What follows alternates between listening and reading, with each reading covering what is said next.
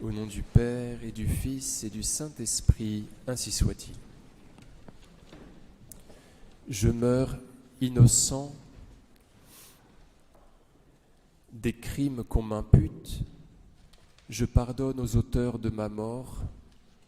Je prie Dieu que le sang que vous allez répandre ne retombe jamais sur la France.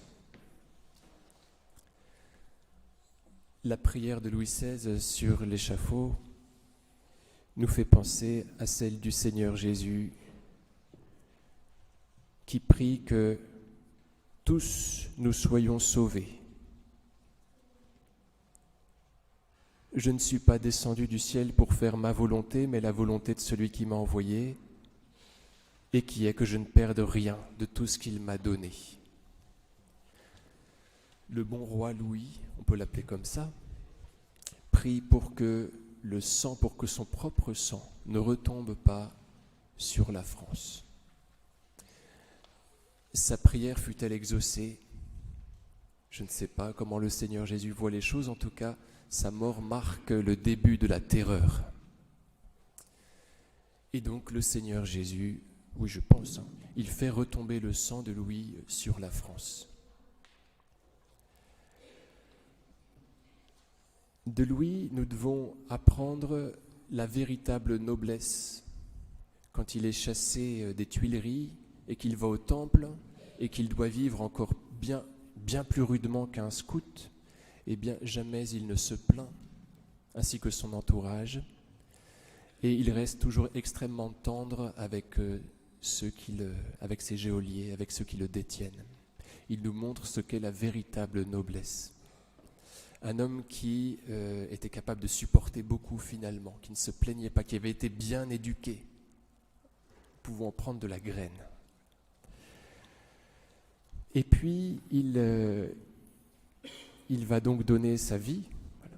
Il donne sa vie pour la France. Sa mort est votée à une voix près, comme vous le savez. Il y a quelque chose de mystique dans cette histoire, grandiose et terrible. On l'empêche, vous savez, de fournir un plaidoyer puisque on fait en sorte que le roulement du tambour couvre sa voix à ce moment-là, juste avant sa mort. Il y a un lien très certainement entre la terreur et cette grande effusion de sang. Il y a une grande effusion de sang, on peut imaginer au moment où le couperet tombe. Ce n'est pas comme quand on fusille quelqu'un, vous voyez, le sang coule à flot et se vide complètement devant tout le monde sur le sol. Il y a un lien très certainement entre cette effusion de sang et la terreur qui commence juste après, qui est une effusion de sang gigantesque, comme on le sait.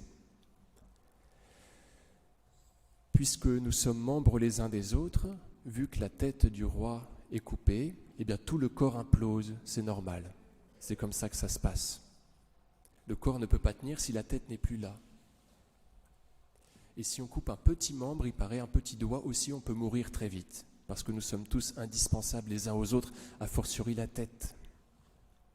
Et il y a certainement un lien donc entre la décrépitude de la France à partir de ce moment-là et puis la mort du roi. Il y a bien sûr un lien aussi avec ce qui se passe demain, ce grand plaidoyer en faveur de la vie auquel il faut se rendre, la marche pour la vie. Si on retranche des membres du corps de l'humanité, celle-ci ne peut qu'imploser. Ça marche pareil, c'est la même chose. Et c'est pourquoi Mère Teresa de Calcutta dit que l'avortement est la plus grande cause des guerres. Si on retranche quelque chose du corps, alors tout implose, et c'est ce qu'on a pu constater avec le roi Louis XVI. Donc il faut qu'on prie fort pour que la vie soit défendue, pour que la paix en fait soit maintenue. C'est une question de vie ou de mort. Il faut prier pour que nous ayons des gens courageux en politique. On s'aperçoit que l'avortement est vraiment la première chose sur laquelle on cède en politique. Et gardons-nous de juger ceux qui cèdent parce qu'ils ont des pressions terrifiantes. En tout cas, on voit bien que le nœud est là, parce qu'à chaque fois que c'est à ce niveau-là que ça tombe. Et il faudrait que ça ne tombe pas. Il faudrait que des gens se maintiennent dans ce cap-là. Donc on peut prier pour que des gens s'engagent en politique, meurent très vite parce que c'est ça qui les attend. Et c'est pourquoi saint Thomas d'Aquin appelait la politique la plus haute forme de la charité. Voilà, ce n'est pas parce qu'on meurt qu'il ne faut pas y aller, ce sont des vocations particulières. Voilà, prions pour que certains d'entre nous entendent cet appel, entendent cette vocation, à monter à ce front illustre. Bien évidemment que le Seigneur honore ceux qui le servent. Voilà, chers amis, donc prions pour la France où la vie, d'après les statistiques, est la plus menacée, bien plus menacée qu'ailleurs, bien plus retranchée qu'ailleurs. Donc c'est par miracle, si vous voulez, qu'on n'est pas encore en guerre.